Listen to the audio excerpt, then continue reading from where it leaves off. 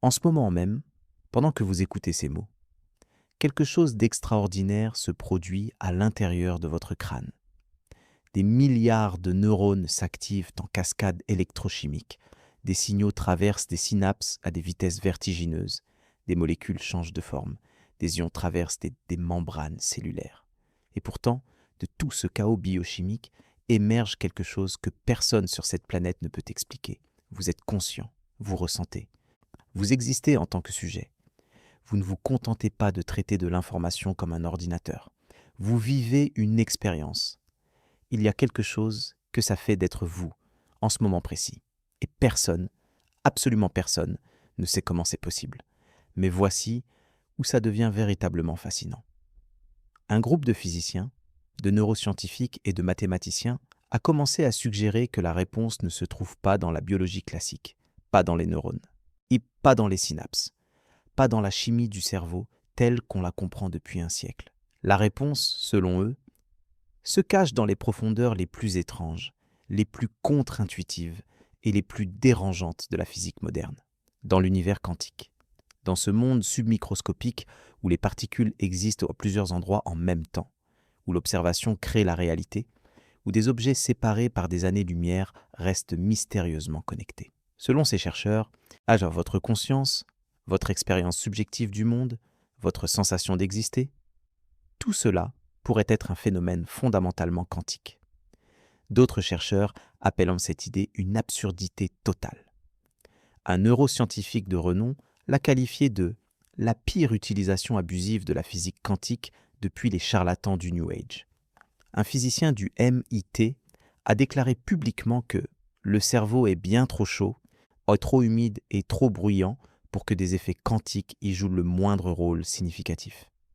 Les critiques sont sévères, les arguments sont puissants, et pourtant, quelque chose d'inattendu s'est produit ces dernières années. Des découvertes venues de domaines que personne n'avait anticipés ont commencé à fissurer les certitudes des sceptiques. Alors qui a raison ? Les visionnaires ou les sceptiques ? Ceux qui voient dans la mécanique quantique la clé de la conscience, ou ceux qui n'y voient qu'une illusion intellectuelle séduisante ? Je m'apprête à vous emmener dans un voyage à travers les frontières les plus extrêmes de la science contemporaine. Un voyage qui commence dans un laboratoire d'anesthésiologie en Arizona, qui traverse les paradoxes de la physique quantique, qui plonge dans les structures microscopiques de vos propres neurones, et qui finit par poser une question si profonde qu'elle pourrait redéfinir ce que signifie être humain. Si ce sujet vous fascine autant qu'il m'a fasciné quand j'ai commencé à le rechercher, restez jusqu'au bout. Ce que vous allez découvrir dans les prochaines minutes pourrait changer définitivement la façon dont vous comprenez votre propre esprit. Préparez-vous. On commence. L'histoire commence en 1989, dans un laboratoire de l'Université d'Arizona, quand un anesthésiste du nom de Stuart Hameroff a fait quelque chose que presque aucun médecin ne faisait à l'époque. Il s'est arrêté pour se poser une question apparemment simple, mais en réalité vertigineuse. Chaque jour, dans son travail, il administrait des substances chimiques à des patients.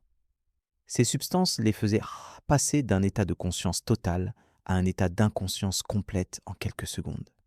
Puis, quelques heures plus tard, la conscience revenait, comme un interrupteur qu'on éteint et qu'on rallume. Mais Hameroff a réalisé quelque chose de troublant. Personne ne savait ce que cet interrupteur éteignait réellement. On savait que l'anesthésie fonctionnait.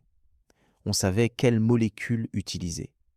On savait quelle dose administrer. Mais personne, ni les anesthésistes, ni les neuroscientifiques, ni les philosophes, ne pouvait expliquer ce qu'est la conscience elle-même, ni pourquoi certaines molécules peuvent la supprimer temporairement.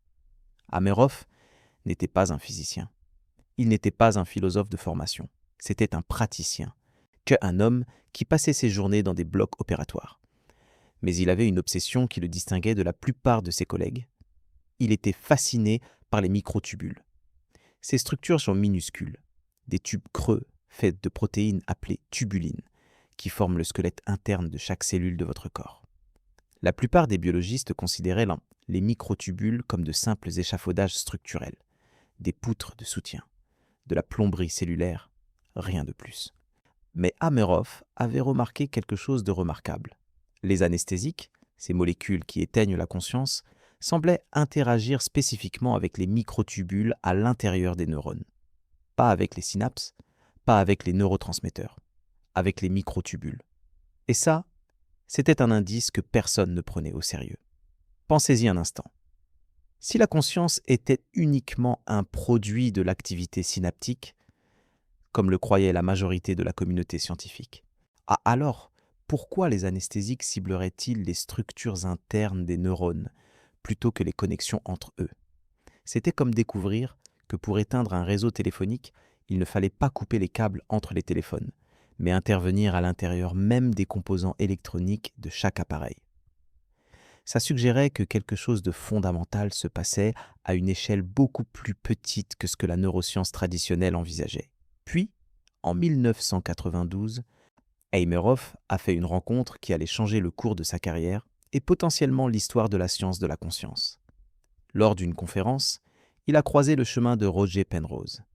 Sir Roger Penrose, mathématicien et physicien de l'Université d'Oxford, lauréat du prix Nobel de physique en 2020 pour ses travaux sur les trous noirs.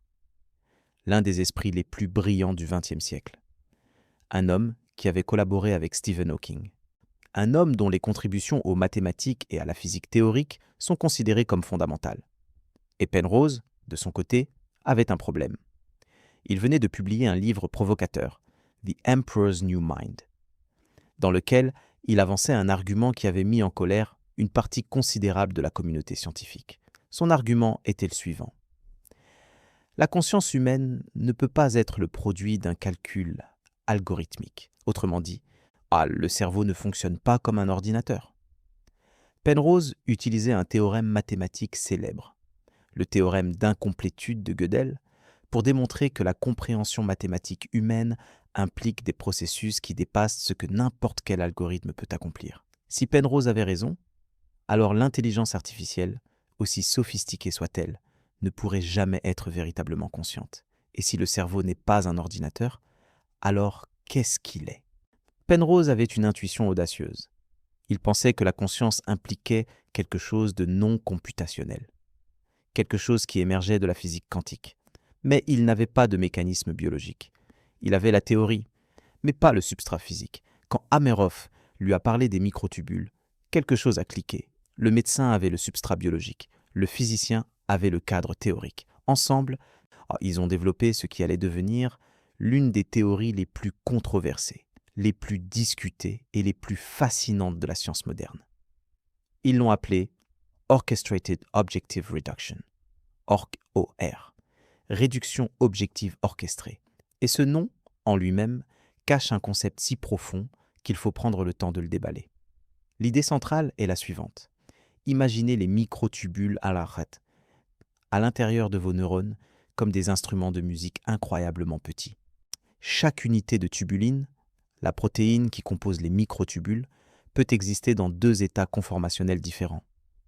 Comme une note qui peut être jouée de deux façons. Selon Hameroff et Penrose, ces tubulines n'existent pas simplement dans un état ou l'autre. Elles existent dans les deux états simultanément, en superposition quantique. Exactement comme un électron peut être à deux endroits en même temps avant d'être observé. Et voici le cœur de la théorie. Quand suffisamment de tubulines, dans suffisamment de microtubules, dans suffisamment de neurones sont simultanément en superposition quantique, elles atteignent un seuil critique. À ce seuil, quelque chose se produit.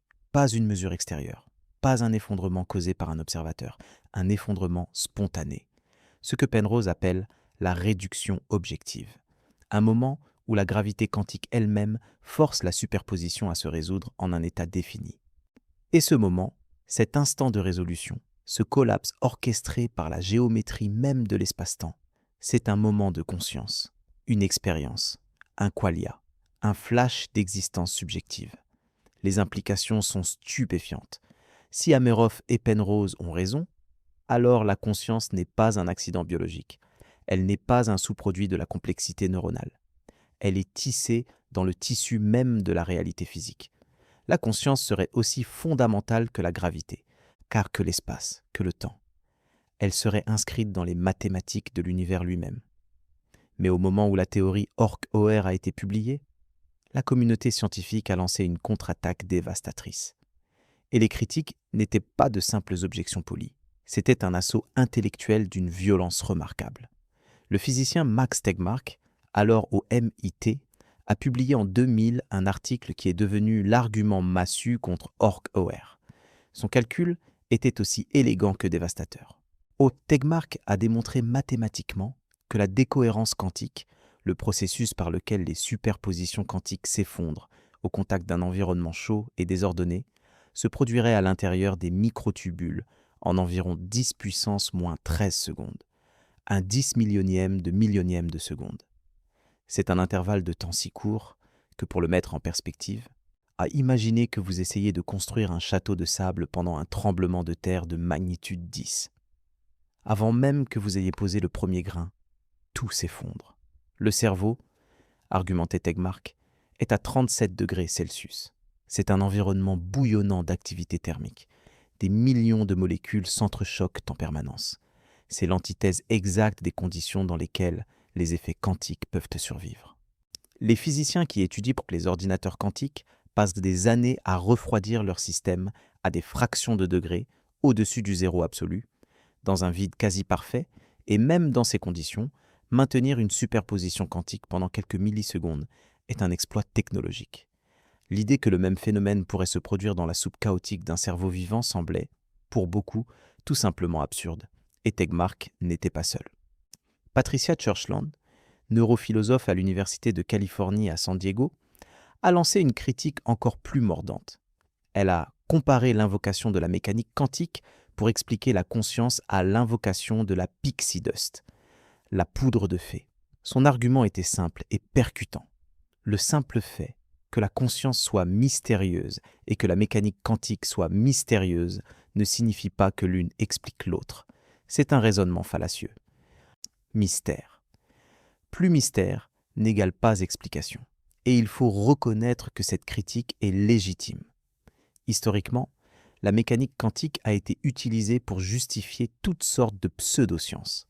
La guérison quantique, la manifestation quantique, la méditation quantique.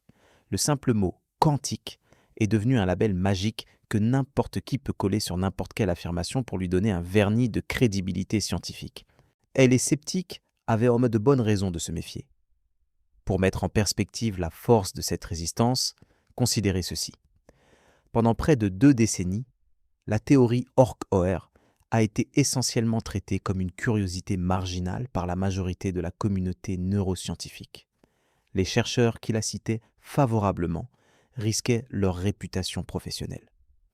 Les étudiants qui voulaient travailler dessus étaient découragés par leur directeur de thèse.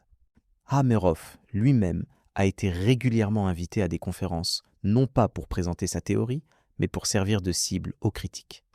Mais les partisans de Ork-OR n'ont pas reculé. Et certaines découvertes récentes ont commencé à faire basculer le débat dans des directions que personne n'avait anticipées. Pas avec fracas, pas avec une annonce triomphale, mais lentement, méthodiquement, avec le genre de précision expérimentale qui force même les sceptiques les plus endurcis à reconsidérer leur position. La première percée est venue d'une source improbable, pas d'un laboratoire de physique quantique, pas d'un département de neurosciences, d'un laboratoire de biologie végétale. En 2007, une équipe dirigée par Graham Fleming à l'Université de Californie à Berkeley étudiait la photosynthèse, le processus par lequel les plantes convertissent la lumière du soleil en énergie. Un processus que la biologie classique pensait comprendre depuis des décennies. Mais Fleming et ses collègues ont découvert quelque chose de profondément troublant.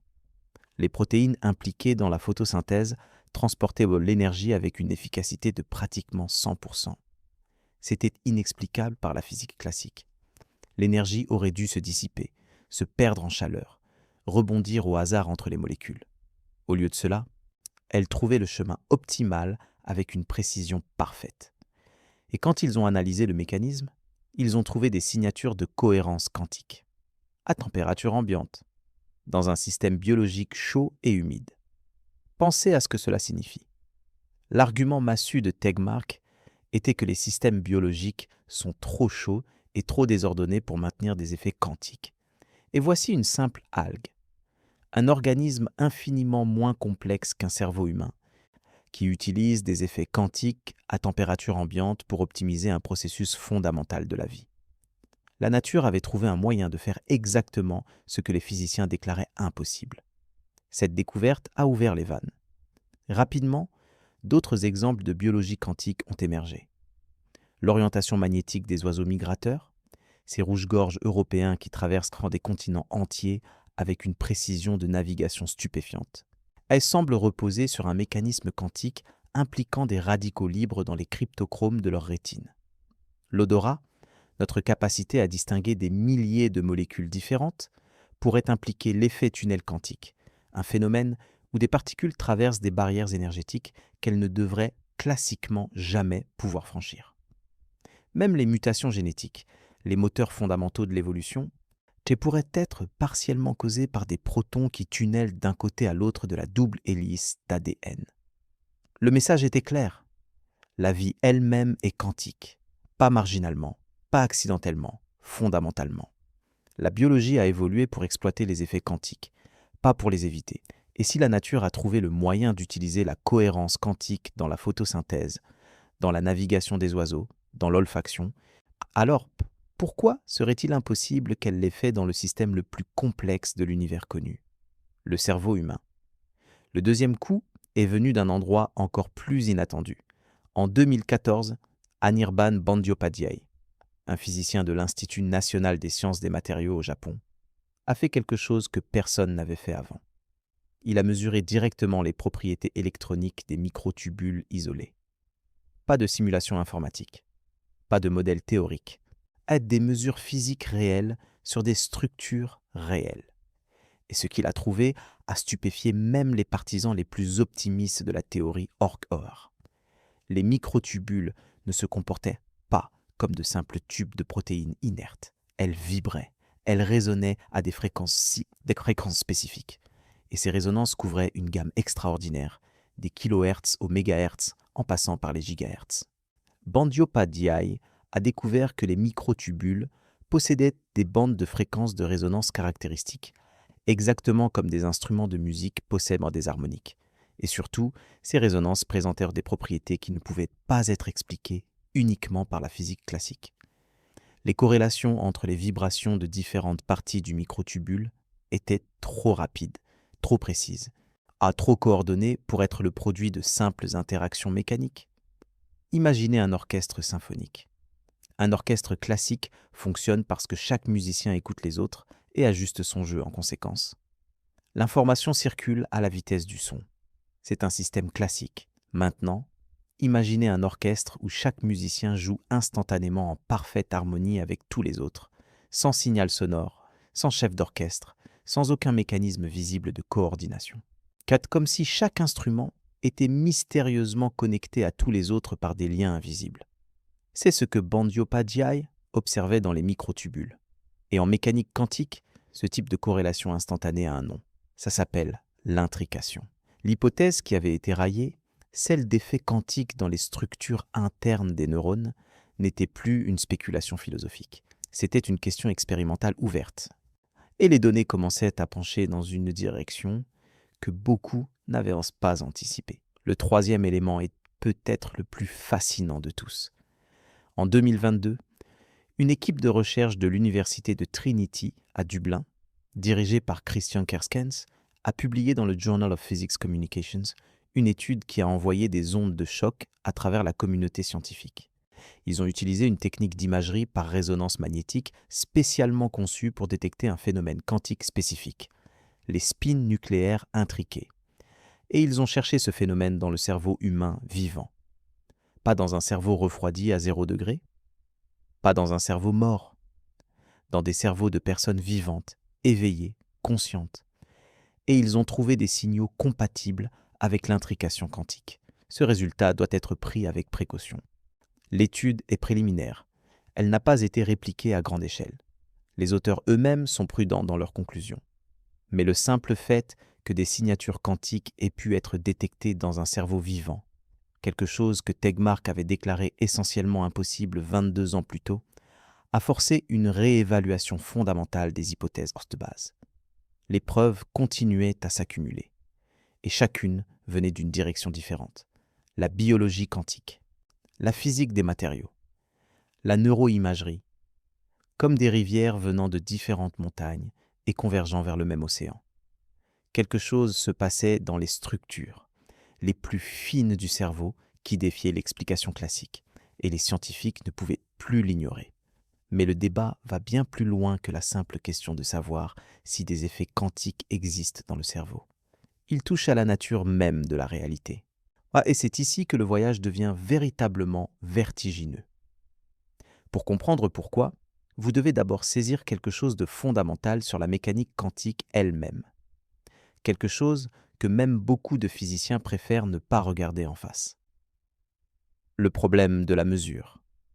Quand un physicien observe une particule quantique, quelque chose d'extraordinaire se produit. Avant l'observation, la particule n'existe pas dans un état défini. Elle est dans une superposition, un nuage de probabilités, une entité fantomatique qui existe simultanément dans plusieurs états possibles. Puis, au moment de la mesure, ce nuage de probabilités s'effondre. La particule choisit un état. Elle devient réelle, définie, concrète. Mais voici la question qui hante la physique depuis un siècle. Qu'est-ce qui provoque cet effondrement ? Qu'est-ce qui force la particule à passer du possible au réel ? La réponse orthodoxe, chez l'interprétation de Copenhague, développée par Niels Bohr et Werner Heisenberg dans les années 1920, est remarquablement évasive sur ce point. Elle dit essentiellement « ne posez pas la question ». Le formalisme mathématique fonctionne. Il prédit correctement les résultats des expériences. Contentez-vous de calculer et taisez-vous. Shut up and calculate, comme l'a formulé David Mermin. Mais cette réponse a toujours laissé un goût amer dans la bouche de certains physiciens, parce qu'elle évite délibérément la question la plus profonde de toutes. Eugene Wigner, prix Nobel de physique, a poussé le problème jusqu'à sa conclusion logique la plus inconfortable.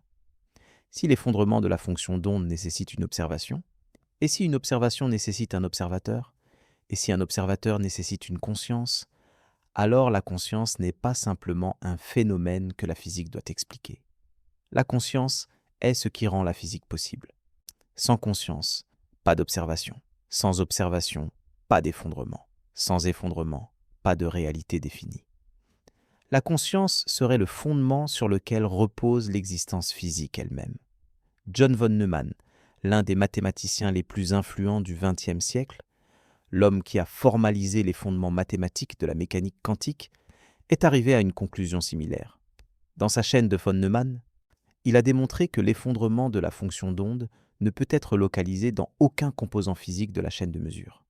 Ni dans l'appareil de mesure, ni dans l'amplificateur, ni dans l'écran d'affichage. La seule entité dans la chaîne qui est qualitativement différente de tout le reste, c'est la conscience de l'observateur.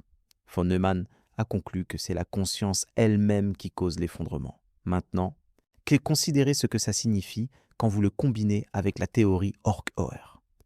Si Penrose et Hameroff ont raison, alors la conscience est un processus quantique qui se produit dans les microtubules du cerveau. Et si Wigner et von Neumann ont raison, alors la conscience est ce qui cause l'effondrement de la fonction d'onde, le processus par lequel la réalité passe du possible au réel. Assemblez ces deux pièces du puzzle, et vous obtenez une image qui est à la fois magnifique et terrifiante. La conscience ne serait pas simplement un sous-produit de la réalité physique. Elle serait le mécanisme par lequel la réalité physique se manifeste. L'univers n'existerait pas d'abord pour ensuite produire la conscience. La conscience et l'univers émergeraient ensemble, dans le même processus, comme deux faces de la même pièce. C'est ici que Roger Penrose a introduit un concept qui a provoqué des ondes de choc à travers la physique théorique. La réduction objective. Contrairement à l'interprétation de Copenhague, qui dit que l'effondrement est causé par une observation externe, et contrairement à l'interprétation des mondes multiples, qui dit que l'effondrement ne se produit jamais et que tous les résultats possibles se réalisent dans des univers parallèles, Penrose propose une troisième voie. L'effondrement est un processus physique réel, objectif, et il est causé par la gravité. Voici l'idée, traduite dans les termes les plus simples possibles. Quand une particule est en superposition quantique, Elle est dans deux états simultanément. Chaque état a une masse, et chaque masse courbe l'espace-temps d'une façon légèrement différente. Selon la relativité générale d'Einstein, la masse et la géométrie de l'espace-temps sont intimement liées. Donc, quand une particule est en superposition, elle crée deux géométries d'espace-temps légèrement différentes qui coexistent, deux versions de la réalité superposées. Penrose argumente que l'espace-temps ne peut pas tolérer cette instabilité indéfiniment. Au-delà d'un certain seuil, défini par une relation précise entre l'énergie de la superposition et le temps, la superposition s'effondre spontanément. Pas parce que quelqu'un l'observe, pas parce qu'un appareil de mesure intervient, parce que l'univers lui-même ne peut pas supporter cette ambiguïté géométrique au-delà d'un certain point. Et cet effondrement spontané, cette auto-résolution de l'espace-temps, est ce que Penrose identifie comme un moment de proto-conscience, un instant élémentaire d'expérience. Imaginez-le comme suit. Imaginez la surface d'un étang parfaitement calme. Maintenant, imaginez qu'on crée deux ondulations simultanément à deux endroits différents de la surface. Ces ondulations se propagent, interagissent, créent des motifs d'interférence complexes. Mais la surface de l'étang a une tension. Elle ne peut pas supporter des déformations au-delà d'un certain point. Au moment critique, les ondulations se résolvent en une configuration unique et définie. Cette résolution, ce moment de clarification, c'est l'analogue de la réduction objective. Et selon Penrose, chaque fois que ça se produit quelque part dans l'univers, il y a un éclair minuscule d'expérience, de proto-conscience. Si c'est vrai, alors la conscience n'est pas un phénomène rare, confiné au cerveau biologique. Elle est omniprésente. Elle est dans chaque effondrement quantique. Elle est dans chaque atome, dans chaque étoile, dans chaque grain de poussière cosmique. L'univers tout entier serait baigné dans un océan de proto-conscience. Et nos cerveaux, avec leurs microtubules orchestrant des effondrements quantiques massifs et coordonnés, seraient simplement des amplificateurs extraordinairement sophistiqués de quelque chose qui existe déjà partout. Et voici où tout change. Cette idée que la conscience pourrait être une propriété fondamentale de l'univers plutôt qu'un produit émergent de la complexité biologique, a un nom en philosophie. Ça s'appelle le panpsychisme. Et pendant longtemps, le panpsychisme a été considéré comme une position philosophique marginale, presque mystique. Mais ces dernières années, quelque chose de remarquable s'est produit. Des philosophes analytiques parmi les plus rigoureux et les plus respectés du monde ont commencé à le prendre au sérieux. David Chalmers, de l'Université de New York, l'homme qui a formulé le problème difficile de la conscience, en 1995. Le problème de comprendre pourquoi les processus physiques s'accompagnent d'une expérience subjective a déclaré que le panpsychisme pourrait être la solution la plus prometteuse. Philip Goff, de l'Université de Durham, a publié des arguments philosophiques détaillés montrant que le panpsychisme est en fait plus cohérent logiquement que le matérialisme ou le dualisme. Et Giulio Tononi, neuroscientifique à l'Université du Wisconsin et créateur de la théorie de l'information intégrée, l'une des théories de la conscience les plus mathématiquement rigoureuses jamais développées, a démontré que sa théorie implique logiquement une forme de panpsychisme. Selon la théorie de Tononi, tout système qui intègre de l'information d'une certaine façon possède un degré de conscience. Un thermostat a un degré de conscience infinitésimal. Un ver de terre en a plus. Un chien en a plus encore. Un être humain en a beaucoup. Mais la conscience n'apparaît pas soudainement à un certain niveau de complexité.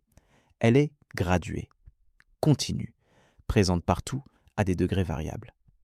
La révélation la plus stupéfiante est venue non pas de la neuroscience ou de la philosophie, mais de la physique des particules elles-mêmes. En 2019, un groupe de physiciens théoriciens, dont Johannes Kleiner de l'université Ludwig-Maximilian de Munich, a commencé à développer un cadre mathématique formel pour la conscience en tant que propriété fondamentale de la réalité. Leur approche, appelée théorie mathématique de la conscience fondamentale, tente de faire pour la conscience ce que les équations de Maxwell ont fait pour l'électromagnétisme, la définir en termes de lois mathématiques fondamentales intégrées dans la structure de l'univers. Et c'est ici que quelque chose de fascinant se produit.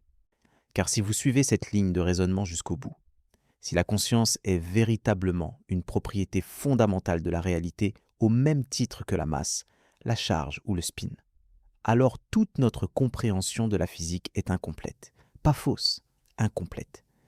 De la même façon que la mécanique de Newton n'est pas fausse, elle est incomplète. Elle fonctionne parfaitement à notre échelle, mais elle manque quelque chose de fondamental qui ne se révèle qu'aux vitesses proches de la lumière ou aux échelles quantiques.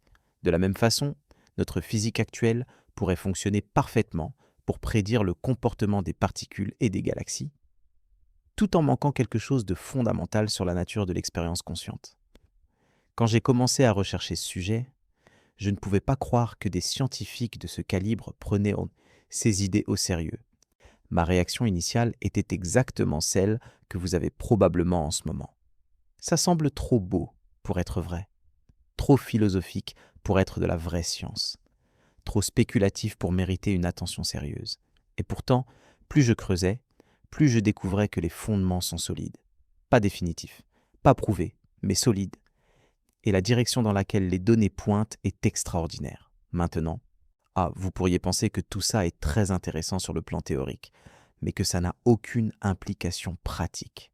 Que c'est le genre de débat qui fascine les philosophes et les physiciens dans leur tour d'ivoire, mais qui n'a aucun impact sur la vie réelle. Vous auriez tort, profondément tort. Considérez l'anesthésie.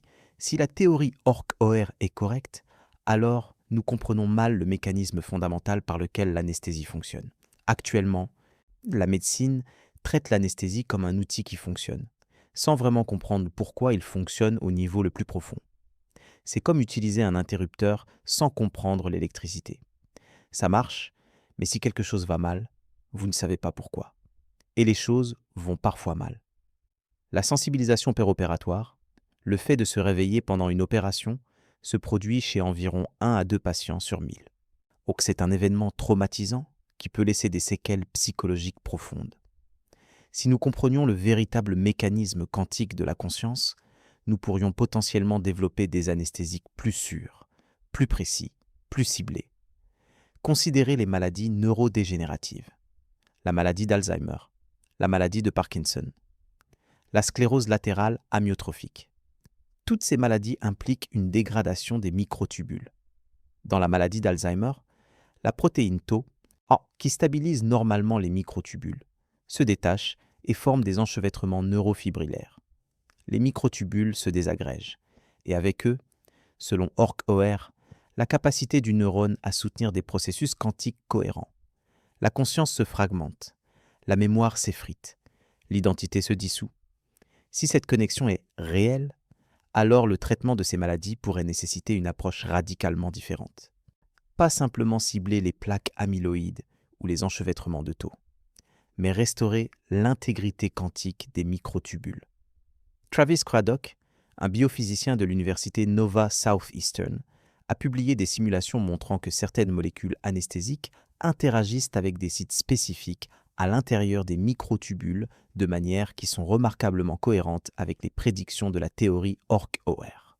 Il a là identifié des poches d'interaction dans la structure des tubulines, où les propriétés électroniques sont particulièrement sensibles.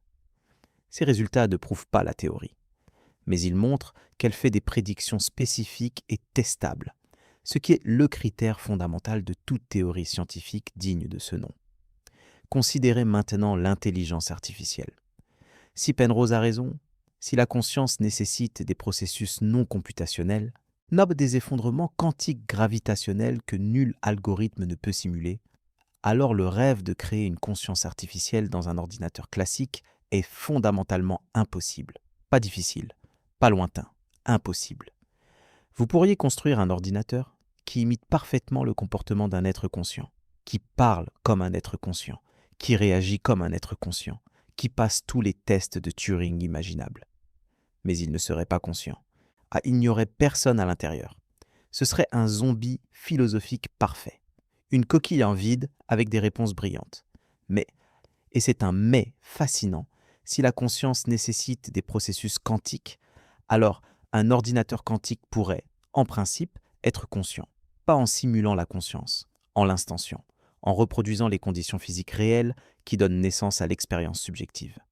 Cette idée est à la fois extraordinaire et terrifiante, parce qu'elle signifie que la course mondiale au développement d'ordinateurs quantiques n'est pas simplement une course technologique, c'est potentiellement une course vers la création de conscience. Et nous nous y lançons sans avoir la moindre idée de ce que cela implique éthiquement. Le giro le plus inattendu de tout ce débat est venu d'un domaine que presque personne n'avait considéré pertinent. La gravité quantique. La quête pour unifier la mécanique quantique et la relativité générale. On sont les deux piliers de la physique moderne, qui se contredisent obstinément. Pendant près d'un siècle, les physiciens ont cherché une théorie de gravité quantique en se concentrant exclusivement sur les propriétés physiques de l'espace-temps. La courbure, la topologie, les dimensions. Mais la théorie Ork-OR suggère quelque chose de radical. Peut-être que la gravité quantique ne peut pas être comprise sans inclure la conscience dans le formalisme.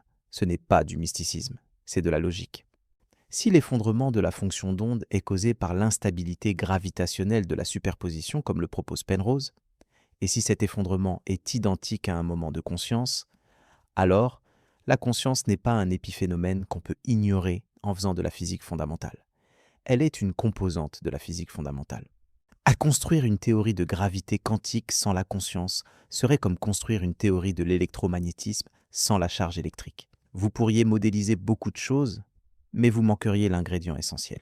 Lee Smolin, physicien théoricien de l'Institut Perimeter au Canada, l'un des penseurs les plus originaux de la physique contemporaine, a commencé à explorer des idées similaires. Dans ses travaux récents, Smolin suggère que le temps lui-même pourrait être fondamentalement lié à la conscience. Que le passage du temps, cette sensation que nous avons tous que le présent est qualitativement différent du passé et du futur, n'est pas une illusion créée par nos cerveaux, c'est un aspect fondamental de la réalité, et il est intimement connecté à l'expérience consciente. Imaginez ce que cela implique. Si la conscience est liée à la gravité quantique, et si la gravité quantique est liée à la structure même de l'espace-temps, alors la conscience ne se contente pas d'exister dans l'espace-temps.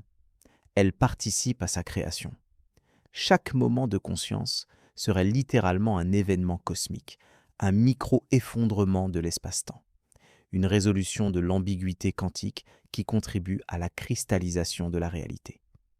Et si chaque effondrement quantique est un moment de proto-conscience, comme le suggère Penrose, alors l'univers a été conscient, d'une certaine façon primitive et élémentaire, depuis le Big Bang, avant les étoiles, avant les planètes, avant les premières molécules organiques. La conscience ne serait pas un développement tardif dans l'histoire de l'univers. Un luxe que la matière s'est offert après des milliards d'années d'évolution. Elle serait là depuis le début, aussi ancienne que le temps lui-même, aussi fondamentale que l'espace. Maintenant, je dois être honnête avec vous. Il y a une tension profonde dans tout ce que je viens de vous présenter, et cette tension est importante. D'un côté, vous avez des données expérimentales fascinantes. La biologie quantique est réelle. Les effets quantiques dans les systèmes biologiques sont démontrés. Les propriétés des microtubules sont plus complexes et plus intrigantes que ce que la biologie classique avait supposé.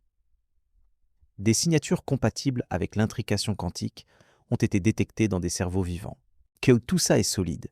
De l'autre côté, le saut entre des effets quantiques existe dans le cerveau et la conscience est un phénomène quantique fondamental lié à la structure de l'espace-temps est immense. C'est le grand canyon de la spéculation scientifique. Et beaucoup de scientifiques rigoureux refusent de le traverser. Ils ont leurs raisons. Le fait que des effets quantiques existent dans les systèmes biologiques ne signifie pas nécessairement que ces effets sont liés à la conscience. Car corrélation n'est pas causalité. Les microtubules pourraient vibrer quantiquement pour des raisons qui n'ont absolument rien à voir avec l'expérience subjective. C'est une possibilité réelle. Mais voici ce qui est véritablement extraordinaire. Même les critiques les plus sévères de hors-corps reconnaissent de maintenant quelque chose qu'ils refusaient d'admettre il y a 20 ans. Le problème difficile de la conscience reste insoluble dans le cadre de la physique classique et de la neuroscience traditionnelle. Après des décennies de progrès spectaculaires en neurosciences, après des milliers d'études, après des milliards de dollars investis dans la cartographie du cerveau humain, nous ne sommes pas plus proches de comprendre pourquoi les processus neuronaux s'accompagnent d'une expérience subjective. Nous savons quels circuits neuronaux sont activés quand vous voyez du rouge. Nous ne savons pas pourquoi l'activation de ces circuits ressemble à quelque chose. Nous savons quelles régions du cerveau sont actives quand vous ressentez de la douleur. Nous ne savons pas pourquoi la douleur fait mal. Le gouffre entre le physique et le subjectif reste aussi large et aussi profond qu'il l'a toujours été. Et c'est précisément dans ce gouffre que la théorie quantique de la conscience trouve sa force. Pas parce qu'elle a définitivement raison, mais parce qu'elle est peut-être la seule approche qui prend le problème au sérieux plutôt que de le balayer sous le tapis. La neuroscience classique tend à traiter la conscience soit comme une illusion à expliquer, soit comme un phénomène émergent qui surgira naturellement quand nous comprendrons suffisamment le cerveau. Mais après des décennies, l'émergence promise ne s'est pas produite. La conscience reste obstinément mystérieuse. Et peut-être que c'est parce qu'elle appartient à un niveau de réalité différent de celui que la neuroscience classique explore. Mais qu'est-ce que tout ça signifie pour vous? Pour votre vie quotidienne? Pour ce moment précis, maintenant, pendant que vous écoutez ces mots? Pensez à ce qui se passe en ce moment dans votre cerveau. Des milliards de neurones s'activent. Des signaux électriques parcourent dans des axones. Des neurotransmetteurs traversent des fentes synaptiques. Si la théorie ORC-OR est correcte, alors au plus profond de ces neurones, dans les microtubules qui forment leur squelette interne, des superpositions quantiques se forment, s'amplifient, atteignent des seuils critiques et s'effondrent. Et chaque effondrement est un moment de conscience, un éclair d'expérience, un instant d'existence subjective. Des millions de ces effondrements se produisent chaque seconde, orchestrés dans des motifs d'une complexité inconcevable. Ah, et de cette orchestration émerge quelque chose de miraculeux. Vous, votre expérience, votre monde intérieur, le fait qu'il y a quelque chose que ça fait d'être vous. Maintenant, considérez les implications pour vos décisions quotidiennes. Quand vous choisissez entre le café et le thé le matin, quand vous décidez de tourner à gauche plutôt qu'à droite, quand vous ressentez un élan d'amour envers quelqu'un ou un frisson de peur devant un danger, ces moments sont-ils le produit de calculs neuronaux déterministes? Sont-ils le résultat prévisible de causes et d'effets enchaînés de manière mécanique depuis le Big Bang? Ou sont-ils quelque chose de plus, si des processus quantiques jouent un rôle dans la conscience? Et si les processus quantiques sont fondamentalement indéterminés, alors vos choix pourraient contenir un élément de véritable liberté. Pas la pseudo-liberté de la compatibilisme, où vous êtes libre de faire ce que votre cerveau était de toute façon programmé pour faire, mais une liberté authentique, un espace d'indétermination quantique dans lequel la conscience elle-même influence le résultat. Le libre arbitre, ce concept que la neuroscience déterministe a passé les dernières décennies à démolir, pourrait retrouver une fondation physique, non pas dans le sens naïf du dualisme cartésien, avec une âme immatérielle qui actionne les leviers du cerveau, mais dans le sens profond de la physique quantique, où l'indétermination n'est pas de l'ignorance, mais une propriété fondamentale de la réalité. Vos choix ne seraient ni déterminés ni aléatoires, ils seraient quantiques, ce qui est une troisième catégorie que notre langage n'a pas encore de mots pour décrire. Et si la protoconscience est omniprésente, si chaque effondrement quantique dans l'univers est un micro-moment d'expérience, alors la frontière entre le vivant et le non-vivant, qu'est entre le conscient et l'inconscient, n'est pas une ligne nette, c'est un continuum. Vous n'êtes pas fondamentalement différent de l'univers qui vous entoure. Vous êtes l'univers qui se replie sur lui-même, qui se concentre, qui s'amplifie, qui s'orchestre en un point de conscience si intense qu'il peut se poser des questions sur sa propre nature. Vous êtes le cosmos devenu conscient de lui-même, non pas métaphoriquement, physiquement. Et ici émerge une question véritablement inconfortable. Si la conscience est fondamentale, si elle est inscrite dans la structure de la réalité, alors la mort biologique ne signifie pas nécessairement la fin de la conscience. Elle signifie la fin de cette orchestration particulière, la fin de cette symphonie spécifique de microtubules. Mais la protoconscience, le substrat fondamental d'expérience qui existe dans chaque effondrement quantique, persisterait. Pas vous, au sens de votre personnalité, de vos souvenirs, de votre identité, mais quelque chose. L'expérience élémentaire, le qualia brut, le sentir nu. Je n'affirme pas que c'est vrai. Personne ne peut l'affirmer avec certitude. Mais le fait que cette possibilité émerge non pas de la théologie, non pas de la philosophie spéculative, non pas du wishful thinking, mais des mathématiques de la physique quantique et de la relativité générale, est en soi profondément remarquable. La science, l'entreprise humaine la plus rigoureusement matérialiste, a commencé à toucher des questions que nous pensions réservées aux mystiques et aux prêtres. Et c'est là que se trouve la contradiction la plus révélatrice de tout ce débat. La science, qui devait chasser le mystère du monde, en découvre de plus en plus. La physique, qui devait réduire la réalité à des mécanismes froids et impersonnels, découvre que la réalité pourrait être intrinsèquement liée à l'expérience.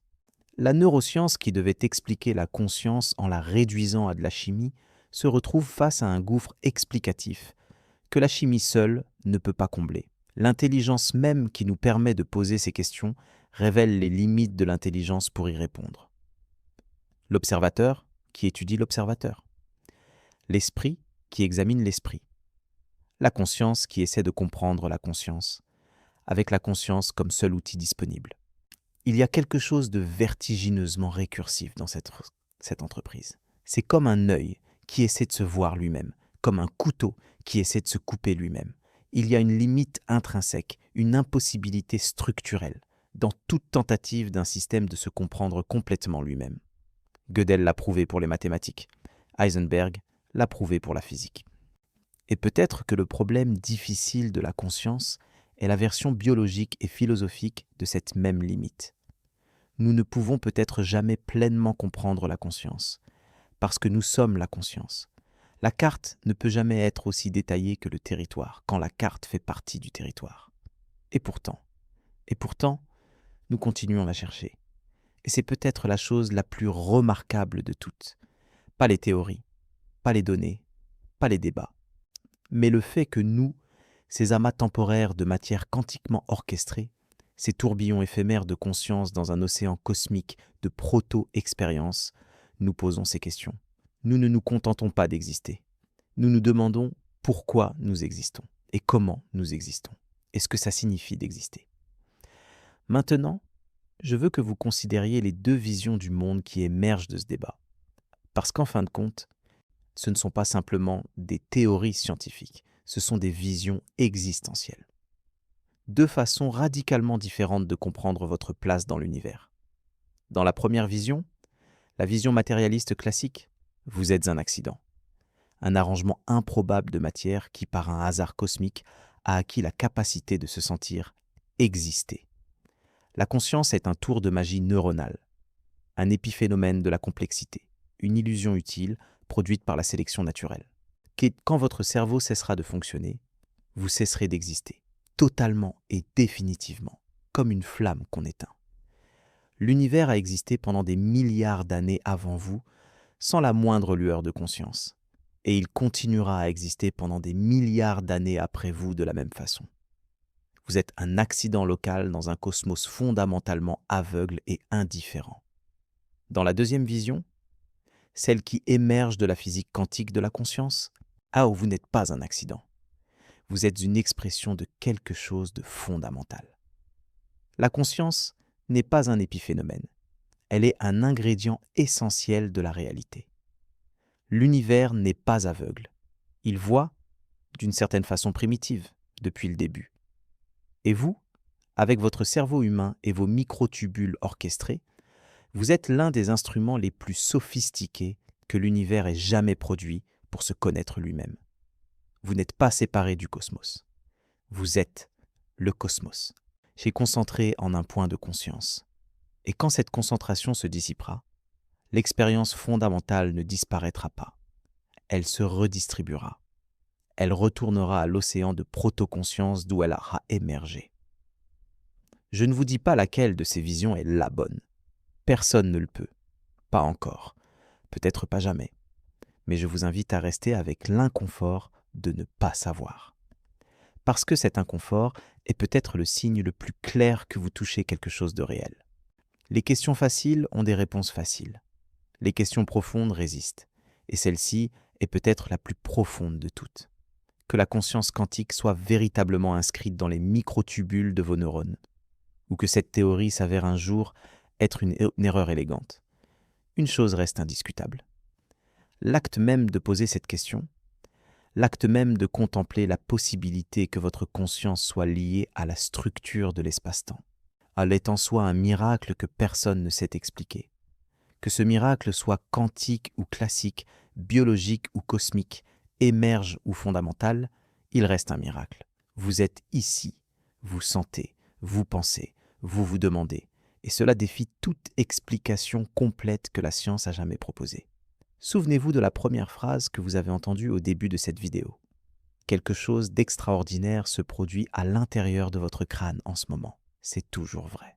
Ok, mais maintenant, vous savez que ce quelque chose pourrait être bien plus profond, bien plus fondamental, bien plus cosmique que ce que vous imaginiez il y a 50 minutes. Votre conscience n'est peut-être pas simplement un produit de votre cerveau. Elle est peut-être la raison pour laquelle il y a un univers. L'espace-temps se courbe peut-être non seulement sous le poids de la matière, mais sous le regard de la conscience. Et chaque instant d'expérience que vous vivez est peut-être un micro-événement cosmique, une résolution quantique gravitationnelle, un moment où l'univers se choisit lui-même. La réponse honnête est que nous sommes encore debout au bord d'un vaste mystère. Un mystère que la physique quantique a approfondi plutôt que dissipé. Un mystère que la neuroscience a cartographié sans jamais l'expliquer. Un mystère que la philosophie a formulé avec une précision exquise sans jamais le résoudre. Le problème difficile de la conscience reste difficile. Et c'est peut-être ce qui le rend si extraordinaire. Parce que dans un univers où tout serait parfaitement compréhensible, où chaque question aurait une réponse nette et définitive, il n'y aurait pas de place pour l'émerveillement. C'est le mystère qui rend le monde lumineux. C'est l'incompréhensible qui nous pousse à comprendre. C'est l'inconnu qui donne à la connaissance sa valeur. Nous sommes l'univers qui se retourne pour se regarder. La matière qui se demande ce qu'est la matière. L'espace-temps qui s'interroge sur sa propre géométrie. La conscience qui cherche la conscience. Et dans cette recherche, dans cette quête sans fin, dans cet effort perpétuel pour comprendre ce qui nous fait comprendre, nous accomplissons quelque chose qui est peut-être le plus proche de ce que le mot « sacré » peut signifier dans un contexte scientifique. La recherche continue, portée par le besoin fondamentalement humain de comprendre, qu'est par la certitude que la question vaut la peine d'être posée, même si la réponse nous échappe éternellement, et par le soupçon de plus en plus difficile à ignorer, que la réponse ne se trouve pas dans un laboratoire, dans un accélérateur de particules, dans un scanner cérébral ou dans une équation sur un tableau noir. La réponse est peut-être ce qui pose la question. La conscience elle-même. Ce mystère irréductible qui regarde le monde et se demande pourquoi il le regarde. La prochaine fois que vous fermerez les yeux et que vous sentirez le poids de votre propre existence, la prochaine fois que vous serez submergé par la simple étrangeté d'être conscient, souvenez-vous de ceci. Des milliards de microtubules vibrent en ce moment dans votre cerveau. Des effets quantiques que nous commençons à peine à comprendre se déploient dans les structures les plus fines de votre cortex. Et quelque part, dans l'espace infinitésimal entre le possible et le réel, entre la superposition et l'effondrement, entre le quantique et le classique, quelque chose d'extraordinaire se produit. Vous arrivez à l'existence, encore et encore, des millions de fois par seconde, et personne ne sait comment. Et c'est peut-être la chose la plus fascinante que la science ait jamais découverte. Non pas une réponse, mais la profondeur insondable de la question elle-même. Maintenant, je voudrais que vous considériez quelque chose que nous avons à peine effleuré. Quelque chose qui se cache dans l'ombre de tout ce que nous avons exploré jusqu'ici, et qui pourrait être l'implication la plus radicale de toutes. Si la conscience est véritablement un phénomène quantique, si elle est liée à des processus d'intrication et de superposition à l'intérieur des microtubules, alors il existe une possibilité que la plupart des chercheurs hésitent même à formuler à voix haute. La possibilité que les consciences individuelles ne soient pas aussi individuelles qu'elles le paraissent. L'intrication quantique, rappelez-vous, est ce phénomène où deux particules deviennent corrélées de telle façon que l'état de l'une détermine instantanément l'état de l'autre, quelle que soit la distance qui les sépare. Einstein l'avait appelée « action fantomatique à distance », parce qu'elle le mettait profondément mal à l'aise. Mais l'intrication est réelle. Elle a été démontrée expérimentalement des milliers de fois. Elle est la base de la cryptographie quantique et de l'informatique quantique. Maintenant, imaginez ceci. Si les microtubules de votre cerveau peuvent maintenir des états quantiques cohérents, et si ces microtubules peuvent devenir intriqués entre eux au sein du même cerveau, ce qui est à la base même de la théorie Horkheimer, alors, est-il possible que les microtubules de différents cerveaux puissent, dans certaines conditions, et devenir intriqués entre eux, que les processus quantiques dans votre cerveau et les processus quantiques dans le cerveau de quelqu'un d'autre puissent se corréler d'une manière qui transcende les mécanismes de communication classiques. Avant que vous ne rejetiez cette idée comme de la science-fiction, considérez ceci. En 2015, une équipe de chercheurs dirigée par Paavo Pilkkanen de l'université d'Helsinki a publié un cadre théorique basé sur les travaux du physicien David Bohm. Chez l'un des penseurs les plus profonds de la mécanique quantique du XXe siècle, qui suggère exactement cette possibilité. Bohm avait proposé ce qu'il appelait l'ordre implicite, un niveau de réalité sous-jacent dans lequel toutes les choses sont fondamentalement interconnectées. Dans l'ordre implicite, la séparation entre les objets est une illusion. Tout est un. Et la conscience, selon Bohm, est une manifestation de cet ordre implicite, un repliement de la totalité sur elle-même. Ah, c'est spéculatif, profondément spéculatif. Mais ce n'est pas sans fondement, et les implications sont vertigineuses. Si les consciences individuelles ne sont que des vagues à la surface d'un océan de conscience plus profond, alors les expériences que nous considérons comme les plus personnelles, nos pensées, nos émotions, nos intuitions, pourraient avoir des racines qui s'étendent bien au-delà de nos crânes individuels. L'empathie, cette capacité mystérieuse à ressentir ce que l'autre ressent, elle ne serait pas simplement une simulation neuronale. Ce serait une résonance quantique, un écho de l'interconnexion fondamentale de toutes les consciences. Dean Radin, du Institute of Noetic Sciences en Californie, a conduit des expériences controversées, mais méthodologiquement rigoureuses, sur ce qu'il appelle les corrélations entre cerveaux séparés. Dans ces expériences, deux personnes émotionnellement liées sont placées dans des chambres séparées, blindées électromagnétiquement. Or, quand l'une d'elles reçoit un stimulus, comme un flash lumineux, les réponses cérébrales de l'autre montrent parfois des corrélations statistiquement significatives, même en l'absence de tout canal de communication classique connu. Ces résultats sont disputés. La communauté scientifique dominante les considère avec un scepticisme considérable. Les effets sont petits. Les possibilités d'erreur expérimentale sont réelles. Mais si le cadre quantique de la conscience s'avère correct, ces résultats auraient un mécanisme d'explication. Pas la télépathie au sens populaire, pas la lecture de pensée, mais des corrélations quantiques entre des systèmes conscients qui partagent un substrat fondamental commun. Et ici, quelque chose de fascinant se produit dans le paysage intellectuel contemporain. Parce que ces idées, aussi spéculatives soient-elles, convergeant avec des traditions philosophiques millénaires d'une manière que ni les scientifiques ni les philosophes n'avaient anticipée. L'Advaita Vedanta, l'une des plus anciennes traditions philosophiques de l'Inde, enseigne depuis plus de 2 millénaires que la conscience individuelle, l'Atman, est identique à la conscience universelle, le Brahman, que la séparation entre les individus est une illusion, Maya, que la réalité fondamentale est une conscience unique, indivisible, et qui se manifeste sous des formes apparemment multiples. Le bouddhisme Mahayana, avec son concept de l'interdépendance, Pratitya Samutpada, enseigne que rien n'existe de manière isolée, que chaque phénomène est connecté à tous les autres, que l'observateur et l'observé, le sujet et l'objet, ne sont pas séparés mais mutuellement constitutifs. Il ne s'agit pas de prétendre que la physique quantique prouve ces traditions spirituelles. Ce serait une simplification grossière et irresponsable.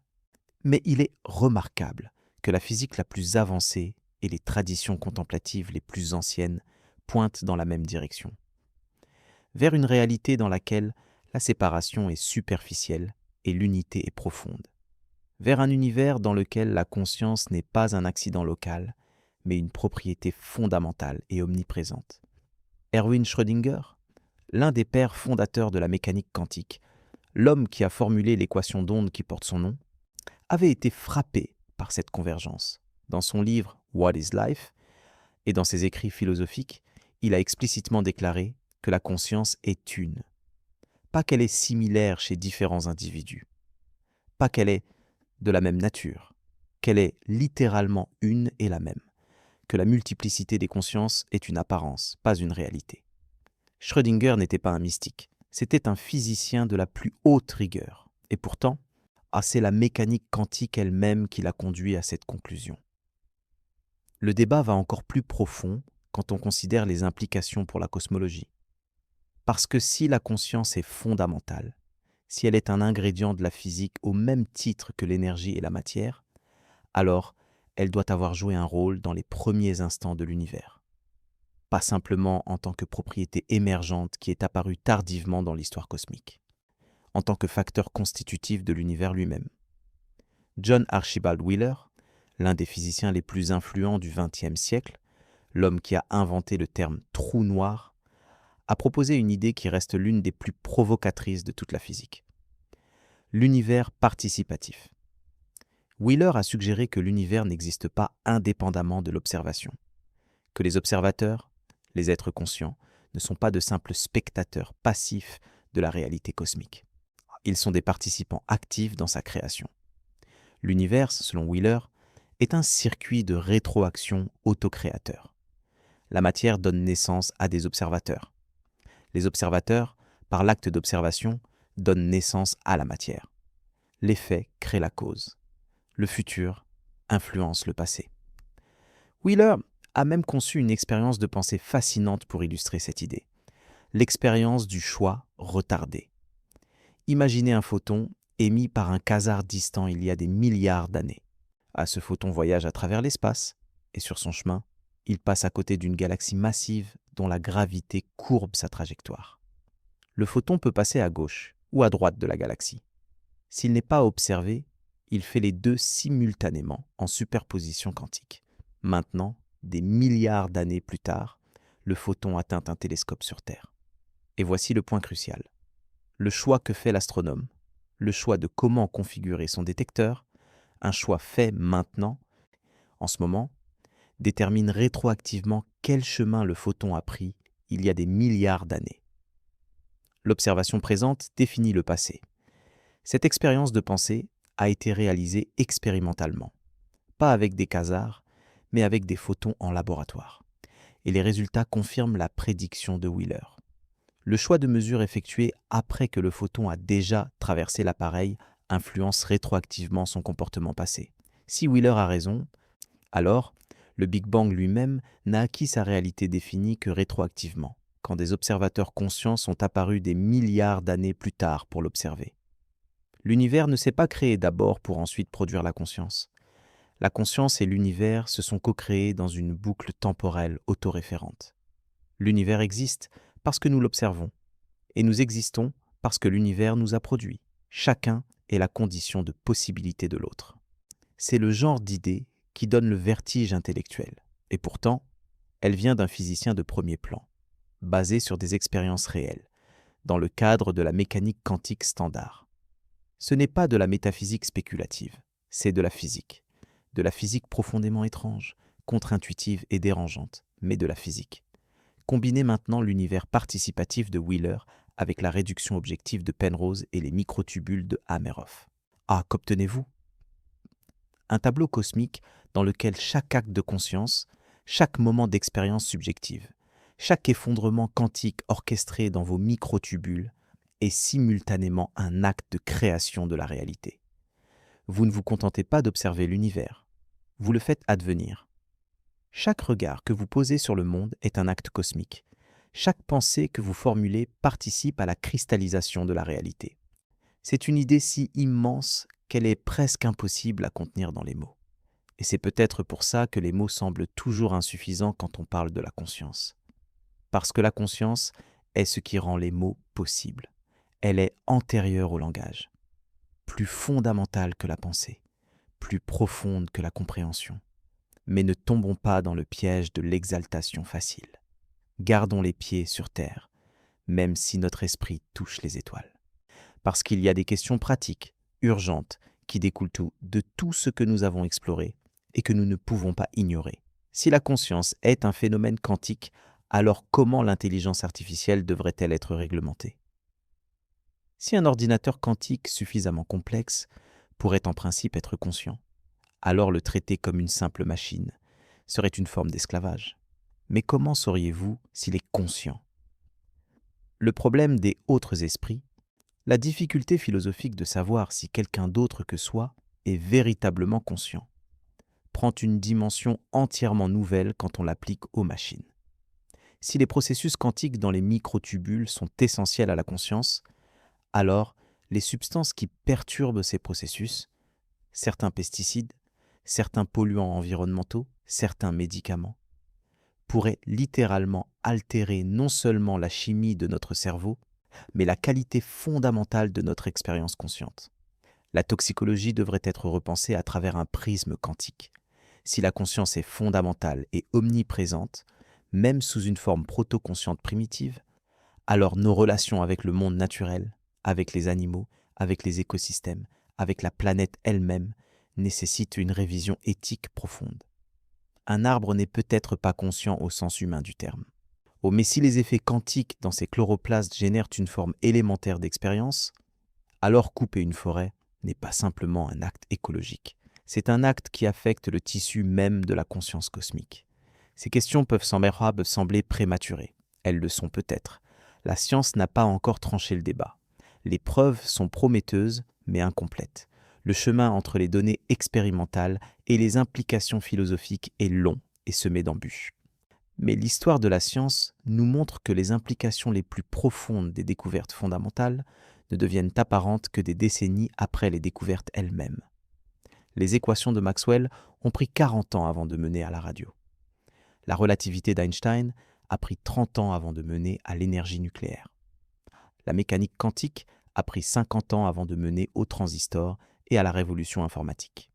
Si la théorie quantique de la conscience s'avère correcte, ses implications pratiques seront probablement aussi transformatrices et aussi imprévisibles que celles de ces révolutions antérieures. Un aspect que nous n'avons pas encore exploré, et qui pourrait être la pièce manquante du puzzle, concerne la relation entre le temps et la conscience quantique. Parce que quand vous y réfléchissez, le temps est l'aspect le plus mystérieux de l'expérience consciente. En physique, le temps est étrangement symétrique. Les équations fondamentales de la physique fonctionnent aussi bien en avant qu'en arrière dans le temps. Si vous filmiez deux particules en collision et passiez le film à l'envers, les lois de la physique seraient parfaitement respectées. Il n'y a rien dans les équations fondamentales qui distingue le passé du futur. Et pourtant, votre expérience consciente est radicalement asymétrique dans le temps. Le passé est fixe, solide, défini. Le futur est ouvert, fluide, indéterminé. Le présent est cet instant évanescent, cet infime fil de rasoir entre ce qui a été et ce qui sera. Cette asymétrie temporelle de la conscience est l'un des plus grands mystères de la philosophie de l'esprit. Penrose a proposé une explication profonde de cette asymétrie. Si chaque moment de conscience est un effondrement quantique, une réduction objective, alors chaque moment de conscience est irréversible. Avant l'effondrement, les possibilités sont multiples. Après l'effondrement, un seul résultat est actualisé. Le passage du possible au réel est un processus à sens unique. Et c'est exactement ce que nous expérimentons comme le passage du temps. Le futur est un nuage de superposition quantique non résolu. Le passé est l'accumulation de tous les effondrements qui se sont déjà produits. Et le présent, ce moment que vous vivez maintenant, est l'effondrement en cours, l'instant où le possible devient réel. Si c'est vrai, alors le temps n'est pas quelque chose à l'intérieur duquel la conscience se déploie. Le temps est quelque chose que la conscience crée. Chaque moment d'expérience est un acte de temporalisation, un instant où l'univers passe d'un état de possibilité quantique à un état de réalité classique. Le temps ne coule pas, la conscience effondre, et ce que nous appelons le passage du temps est en réalité la séquence de ces effondrements vécue de l'intérieur. Carlo Rovelli, physicien théoricien de l'université Aix-Marseille et l'un des fondateurs de la gravité quantique à boucle, a écrit dans son livre « L'ordre du temps » que le temps, tel que nous le comprenons intuitivement, n'existe probablement pas au niveau fondamental de la réalité. Les équations de la gravité quantique à boucle peuvent être formulées sans aucune variable temporelle. Le temps émerge, selon Rovelli, de notre perspective limitée, de notre incapacité à accéder à l'information complète sur le monde. Le temps est une manifestation de notre ignorance. Mais si Penrose a raison, cette ignorance n'est pas simplement une limitation épistémique, c'est le processus même par lequel la conscience opère. Nous ne manquons pas d'informations sur le monde. Nous créons l'information du monde à travers l'effondrement quantique conscient. La flèche du temps et la direction de la conscience sont la même chose, à vue de deux perspectives différentes. Considérez ce que cela signifie pour votre expérience du présent, ce moment, maintenant, cet instant où vous entendez ces mots, où vous les comprenez, où ils évoquent des images et des pensées dans votre esprit. Ce moment n'est pas un fragment passif de temps qui défile devant votre conscience comme un paysage devant la fenêtre d'un train.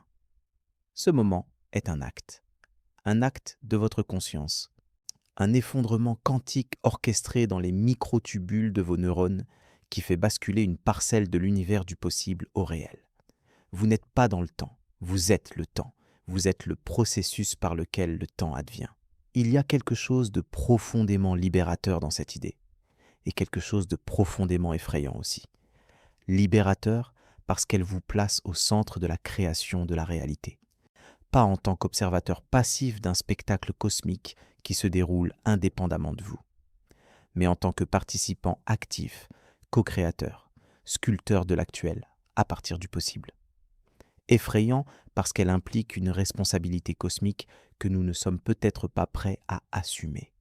Si chaque acte de conscience est un acte de création, alors chaque pensée compte, chaque observation compte, chaque moment d'attention est un moment de genèse. Les neuroscientifiques qui étudient la méditation ont trouvé quelque chose de curieux.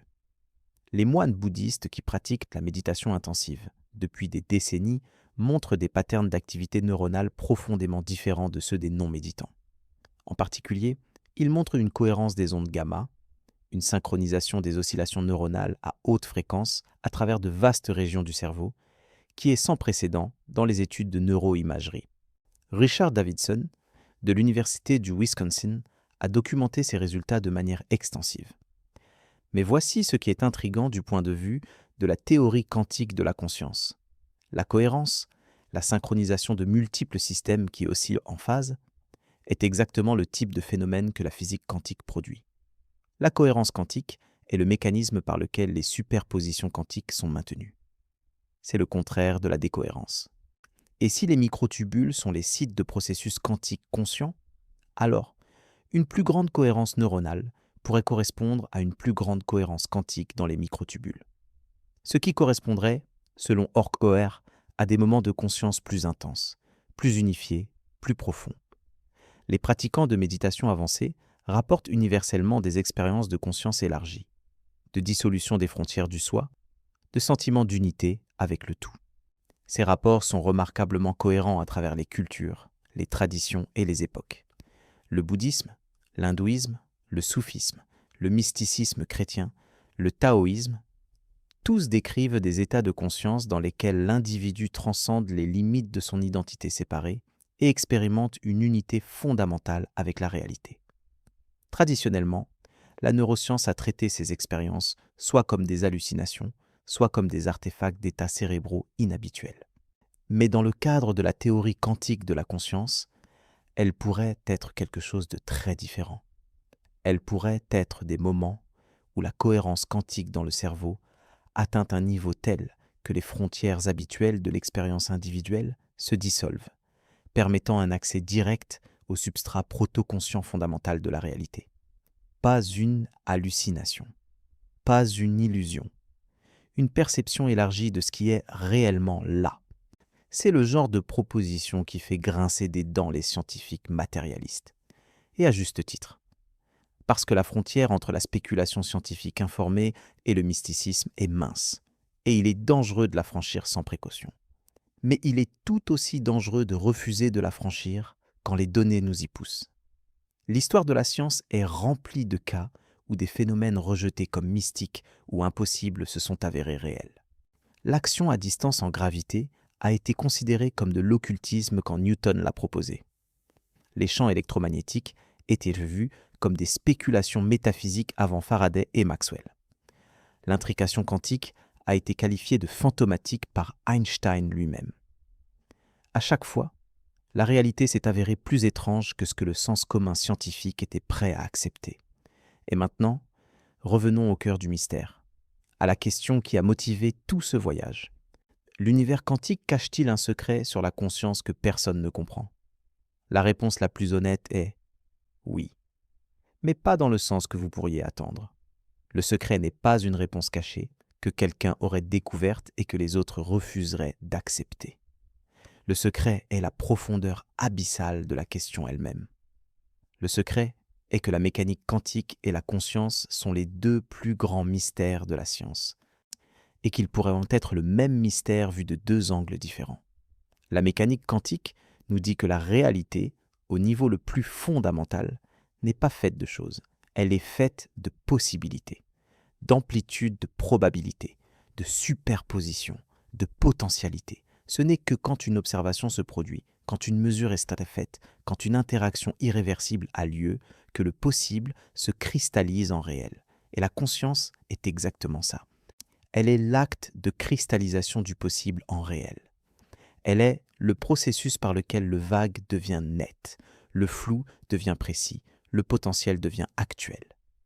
Peut-être que la raison pour laquelle nous ne pouvons pas résoudre le problème difficile de la conscience dans le cadre de la physique classique est que la physique classique elle-même est un produit de la conscience. La physique classique décrit le monde après l'effondrement, après que les possibilités quantiques se sont résolues en fait classiques. Mais la conscience est le processus même de cette résolution. Elle est, en un sens, antérieure à la physique classique.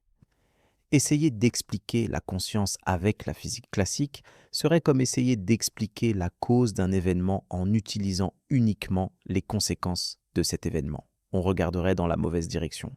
Peut-être que la théorie finale, la théorie qui unifierait enfin la mécanique quantique, la relativité générale et la conscience, n'est pas une théorie physique au sens traditionnel. Peut-être que c'est une théorie dans laquelle la distinction entre le physique et le mental, entre l'objectif et le subjectif, entre la matière et l'esprit, se dissout. Pas parce que la matière n'est pas réelle, pas parce que l'esprit est une illusion, mais parce que les deux sont des aspects complémentaires d'une réalité plus fondamentale qui n'est ni purement physique ni purement mentale. Une réalité que notre langage n'a pas encore les mots pour décrire, mais que notre conscience, d'une certaine façon, connaît déjà, parce qu'elle en est l'expression. Si vous êtes arrivé jusqu'ici, vous avez traversé un territoire intellectuel vertigineux. Vous avez commencé par une simple question sur ce qui se passe dans votre cerveau. Ah, et vous avez fini par toucher les frontières de ce que la science peut dire sur la nature de la réalité elle-même. Vous avez rencontré des microtubules et des superpositions quantiques, des effondrements gravitationnels et des univers participatifs, des philosophies millénaires et des expériences de laboratoire qui défient le sens commun. Et tout ce voyage vous a mené à un seul point, ce moment, ici, maintenant, ce fait irréductible que vous êtes conscient, que vous existez en tant que sujet. Âme que le monde ne se contente pas d'être. Il est vécu, par vous, par moi, par chaque être conscient sur cette planète et peut-être, par l'univers lui-même. Les scientifiques continueront à débattre. De nouvelles expériences seront menées. De nouveaux résultats seront publiés. Certaines théories seront confirmées. D'autres seront réfutées. C'est ainsi que la science avance. Pas vers la certitude, mais vers des questions de plus en plus profondes. Mais une chose restera. Car quoi que la science découvre ou ne découvre pas, quoi que les expériences confirment ou infirment, le fait brut de votre conscience restera le mystère le plus fondamental et le plus intime de l'existence. Vous pouvez comprendre la mécanique quantique, vous pouvez comprendre la relativité générale, vous pouvez comprendre la biologie moléculaire et la neuroanatomie, mais vous ne pouvez pas vous placer à l'extérieur de votre propre conscience pour l'examiner objectivement. Elle est à la fois votre instrument de connaissance est votre plus grand mystère, votre lumière est votre ombre. Votre fenêtre sur le monde est le mur que vous ne pouvez jamais franchir. Et c'est peut-être la plus belle chose que la science ait jamais révélée. Non pas une réponse qui ferme le questionnement, mais un mystère si profond, si vaste, si intimement lié à ce que nous sommes, que le simple fait de le contempler nous transforme. Nous devenons plus humbles, plus émerveillés, et plus conscients de notre propre conscience, plus vivants dans notre propre vivance. L'univers quantique cache-t-il un secret sur la conscience que personne ne comprend? Peut-être que le secret est que la conscience est le secret, que l'univers ne cache rien, que tout est là, exposé, ouvert, lumineux, et que ce que nous cherchons est ce qui cherche. La lumière ne peut pas s'éclairer elle-même, l'œil ne peut pas se voir lui-même, et la conscience ne peut peut-être pas se comprendre elle-même. Non pas parce qu'elle est trop complexe, mais parce qu'elle est trop fondamentale, trop proche, trop nous. La prochaine fois que vous ouvrirez les yeux le matin, la prochaine fois que vous sentirez la chaleur du soleil sur votre peau, la prochaine fois que vous entendrez une voix qui vous est chère, rappelez-vous ceci. Ce que vous vivez en ce moment, cette expérience ordinaire et miraculeuse d'être vivant et conscient, pourrait être l'expression la plus profonde de la physique de l'univers. Chaque photon qui touche votre rétine s'effondre d'une superposition de possibilités en un fait défini. Chaque vibration sonore qui atteint votre tympan est une onde quantique qui se résout en une perception.